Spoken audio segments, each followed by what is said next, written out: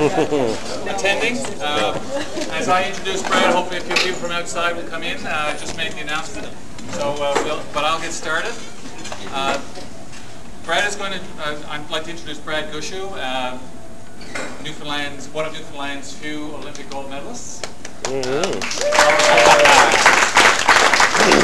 Brad is going to be speaking about what it takes to be successful in sports, and as I guess a bit of a resume to suggest that he has some reason to talk to you about this topic, I'd like to quote some of Brad's successes to you. 6-time Newfoundland junior champion in curling, 3-time senior champion, 3-time Canadian junior all-star, 1998 world junior champion, 1999 Canadian Fair Play Award winner, Canadian junior bronze medalist, silver medalist in 2000, gold medalist and national champion in 2001, world junior champion in 2001, St. John's Athlete of the Year, awarded the Keys of the City by the St. John's City Council, the All-Star Skip at the 2004 Nokia Brier, and also Team of the Year, I think, in 2004.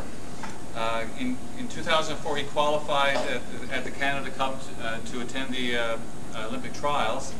Of course, he won the Olympic trials, as we all know, and of course he was a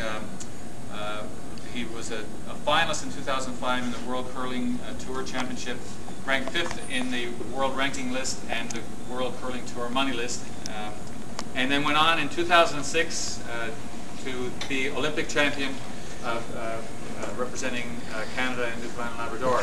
And since that time, of course, he's had a lot of success at the national, international level, and he's still working in that regard. Nice. We'll get there. All right, Brad Gushue. Brad. Good afternoon. I guess, are you guys running is it the Cape to Cabot? Tomorrow. Yeah. So you guys are all crazy. Ah. That's what I hear anyway about that route. I did one road race in my life. It didn't turn out too well. It's a 10K, I think, around Bowering Park. I think I was in bed for about a month after I tore my IT band. And anyway, I haven't run too much since. So I have a lot of respect for you guys, and especially being able to run that route. That's pretty impressive. I'm going to talk about some of the things that has made me and the teams that I've played on successful over the last 15 years that I've been curling competitively. You guys are going to have to kind of relate that a little bit into what you do, because I can't stand up here and tell you how to be excellent runners, because I can't do it myself. So, but I believe there's 3 areas in any sport or any activity that you have to look at to be successful, and that's one is mental, physical, and technical. But more importantly, I think beyond that, I think there's 4 things that make anybody successful in what they do, and that's hard work, commitment, having a team, and you may think as a runner, like, how does that impact me? I'll explain it later, but it's not actually teammates, it's a team around you, and finally passion, and again, I'll touch on that a little bit later, but starting with the hard work, we've always been known as one of the hardest working teams on tour. And I've been known as one of the hardest working curlers. I throw more practice rocks, I believe, than most, if not everybody out on tour. When I talk to some of the other top players, and I kind of just want to get a bit of information about their practice routines, it's generally we throw 30 to 50 rocks at lunch break and then go back to work. I pretty well double, sometimes triple that with the amount that I practice. I just believe if I work harder than my opponent, it gives me that extra edge. If we have the same skill set right from the start and I outwork them, I should be able to beat them at the end of the day. From a mental standpoint, we work with Baz, and have worked with Baz since I believe 2000. And that's something that not many teams have done, and I'll get into that in a few minutes. But we work very, very hard, and to be successful at anything you do, you have to work hard. But working hard is actually fairly easy. If someone had to tell you all you had to do was go on one hard run once a month, everybody in here will be willing to do it. But that's where the commitment part comes in, because the commitment part is being able to go on that hard run, whether it be 3, 4, 5 times a week or every day. For us, it's throwing rocks every day. It's being in the gym 5, 6 days a week. It's working on the mental side of the game every day for, whether it's an hour or even 5, 10 minutes. It's that commitment day in, day out to do what it takes to make yourself as good as you can be. When it comes to commitment, some of the teams that I've played on over the last 15 years have been better than others. Obviously, the success that we had in 2005 and 2006 shows that team was pretty committed. And I just want to share a couple stories about that team and the level of commitment that we had. The first one was actually, we kind of had a bit of a lucky string going on that year outside of curling. Jamie Korab and myself both had won trips about, I think it was in early 2005. And Jamie had won an all-expenses paid trip to the Pro Bowl in Maui, Hawaii. That's the all-star football game for people that aren't fans of the NFL. It was a first-class ticket down. You get picked up in a limo, stay in a 5-star hotel. It was a trip of a lifetime. I think it was valued at $12,000. I had won a trip to the Players' Championship for golf in Ponte Vedra, Florida. Unfortunately, both of those events were around events that we were playing. Jamie's trip was right before our provincial championships, and my trip was right before our Players' Championship, which was one of the biggest events that we played in. Jamie actually decided not to go at all and took the cash prize, which was minimal compared to what the actual value of the prize was. And I had to cut my trip in half to come back for the Players' Championship. So the level of commitment to give up on essentially trips of a lifetime, and everybody here dreams of winning a trip, and we were actually lucky, both of us in that year, to get it. We had to pass up on part or all of it. And I think that really shows the commitment that we had to the goals that we had that year. And when we sat down and talked about it, our goal was to get to the Olympic trials and eventually win the Olympics. And was a trip to Maui actually going to help us do that, or was being prepared for the provincial championships going to help us do that? And it made the decision that much easier at that time. And the same thing, we went through the same process at the Players' Championship when I passed up on the first few days. So, the commitment is a huge part. The last thing on the commitment side is going back to our practice. We used to practice at 11:30 at night for an hour and a half, 4 days a week. Now, fortunately, we didn't have kids at home or jobs. We were in university and were able to do that. But there would be times at 1:30 in the morning when our club manager would come in and start flicking off the lights. And that was a subtle hint, get out. I want to go home. So, we had quite a level of commitment on that team, and it showed in our results ultimately winning the Olympics. The third part is a team, and I think this is one thing that I was really good at a young age. We had played in the final of the Canadian Juniors in 2000, and we were by far the best team in juniors in the country and in the world. We were winning games easily. The only games we lost were the games that we played really, really poorly. And we got to the final of the Canadian Juniors, and I had to draw the 8-foot piece of the 4-foot, a shot that today I'd probably make 95, 96% of the time. And I missed it.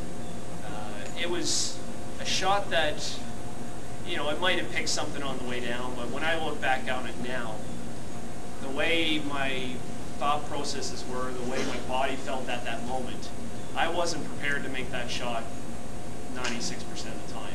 I might have made it 30, 40, maybe 50 or 60. I wanted to get myself in the position where I can make that shot 96% of the time, even when it, whether it's the Olympics, whether it's a Canadian Championship, whether it's McDonald High Championship. It didn't matter what it would have been. I wanted to make sure I was ready. So that's when we got involved with Baz, and we started to work from the mental standpoint. Once we started to work with Baz, we realized we weren't in the physical condition we needed to be at that level towards the end of the week. So we started to work with the trainer. Once we got even a little bit further in, we realized we needed to adjust some of our technical issues that were going on and get everybody thrown a little bit closer together or more similar. and that's when Jeff Thomas came in. So you can kind of see where I'm going with this. We built a team around us that helped us. We, as much as we like to think we didn't know it all, we had to find people that knew more in certain areas and get their advice. And for you guys, if you're having trouble with your training, talk to someone that's done it before and someone that's been successful at it before. If you're having trouble with technique, talk to someone that knows more about it. Because that's where you're going to get better, is learning from other people and surrounding yourself with a good group of people. And that's something that we're very, very good at it, and we're trying to do again, is build that greater team that's going to allow us to be as successful as we can. The last part is passion, and I believe passion is the most important thing to being successful in anything you do. The reason I use the word passion is it was kind of the theme of the 2006 Olympics, and to me it was so fitting, because if you're not passionate about something, you're never ever going to be good at it. And I'd encourage all of you to really look inside you. If you want to be, go out and get a personal best, and you're passionate about it, that makes the hard work, the commitment, the finding the people around you to help you, it makes that so much easier, because you're going to be excited about going out and doing it. If you're not passionate about getting your personal best or pushing yourself that little bit further, it makes it difficult to get up at 6 in the morning and go for that jog. It makes it difficult to hit the gym on a Friday evening, or it makes it difficult to call up someone that you looked up to and admired and ask them for a bit of advice. So, if you don't have that passion, it might take adjusting your goals a little bit to make you realize that or make something more attainable, I guess is the best way to try and explain it. So if you put those 4 things, you got hard work, commitment, a team around you, and passion. If you have all those and you're willing to put 110% in, I think it leads to success. Now, success isn't always going to be winning. It's not always going to be a personal best. And I learned that actually in 2005. We had some issues, I guess, going into the Olympics, like most teams and most people when you play at that high level. And I came to a realization shortly before the Olympic trials that no matter what happened in that event, I was going to walk away feeling like a winner, to be honest. Because I had known since we first got Baz on the team and first got Jeff and first got the trainer onto the team, for 5 years I did absolutely everything I could to be as good as I could be for that week. And whether we won, that would have been great. If we went up there and won 2 games, I did all I could. And it was out of my control at that point. Some other team could play better than me. For you guys, some runner can run faster than you. The conditions may not be in your favor, but if you do everything you can to lead up to that moment, that's when I think success really comes into play. And it's easy for me to say now because we went on and won that event and won the Olympics, but I was honestly feeling very, assured in myself that no matter what happened that week, I was going to walk away, successful. And that's one thing I'd like to put to you guys is if you put in the effort, no matter what happens, it's meant to be will be, I guess. And that's what we kind of work on, is the process. You go through the process and the results will follow. And I'm a true believer in it. That's it. All right.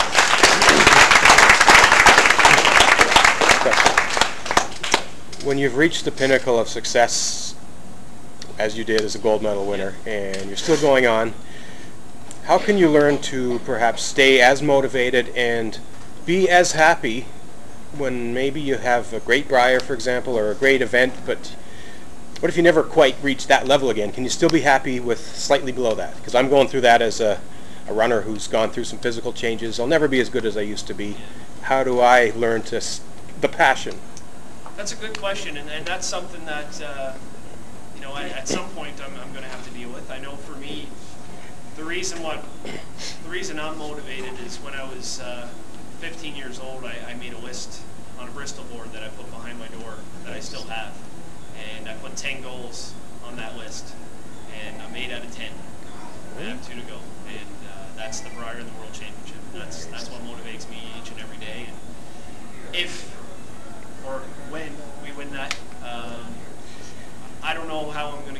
motivation, and that's something that I'm going to have to seek advice from myself.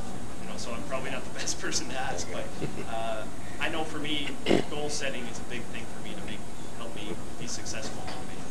And You still love it. I still love to play. I still have that passion. For me, my outlet is to go down to the curling rink and throw rocks. Nice. And I prefer it if nobody was around. So I just love going out with 16 rocks in front of me and throwing it for hours. That's kind of my refuge. Awesome. Anybody, any more questions? Brett, Yeah. I'm going to just sort of jump in. You spoke about the fact that at the Olympics or the Olympic trials, if you've been successful or not, you felt you would have been happy with yourself because you were prepared.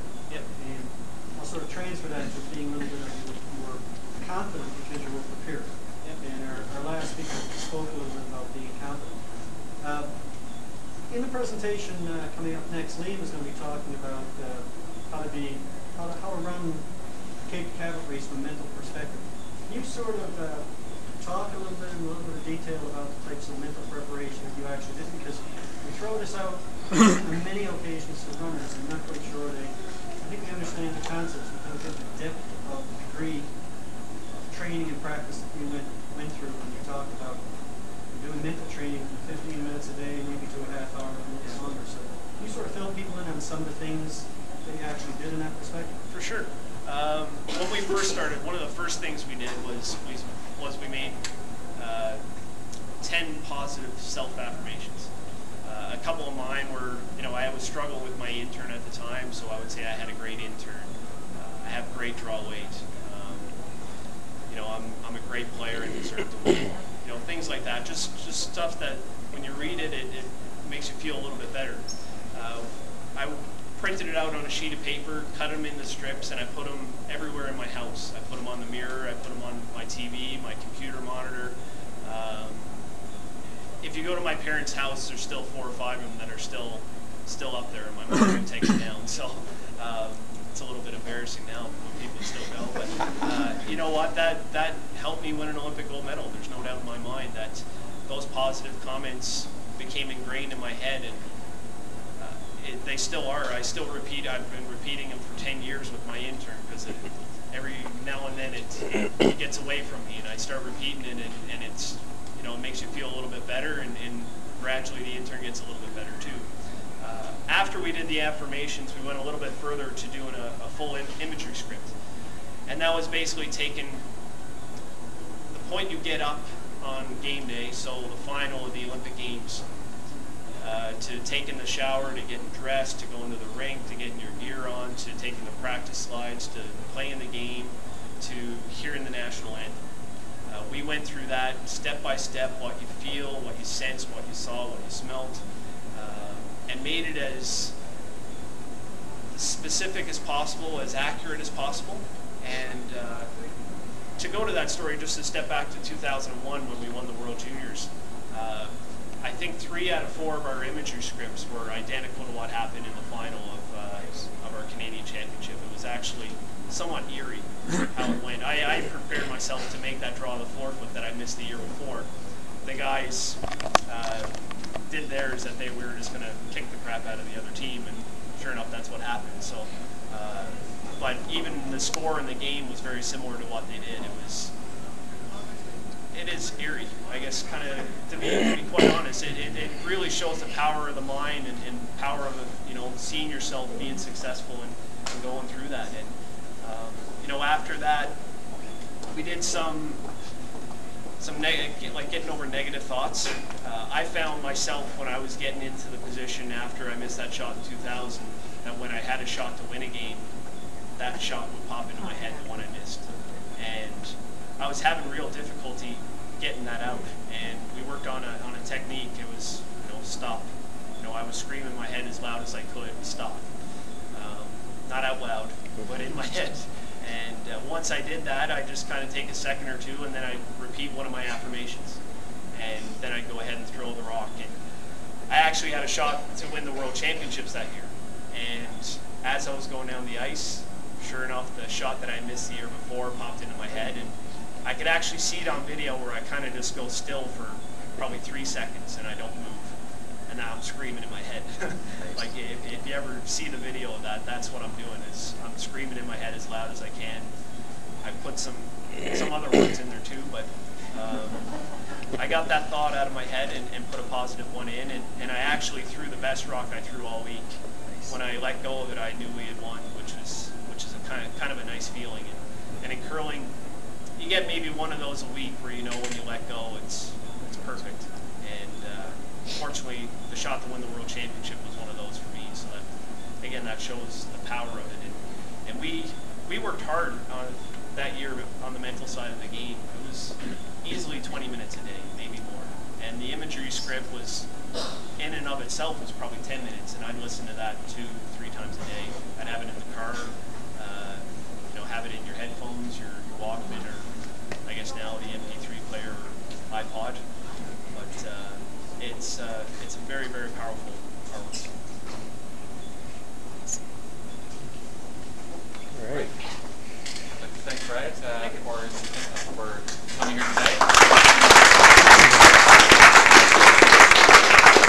Matt was working with us a little bit before, and one of the affirmations I have personally, which is probably appropriate for tomorrow, is I love hills. So,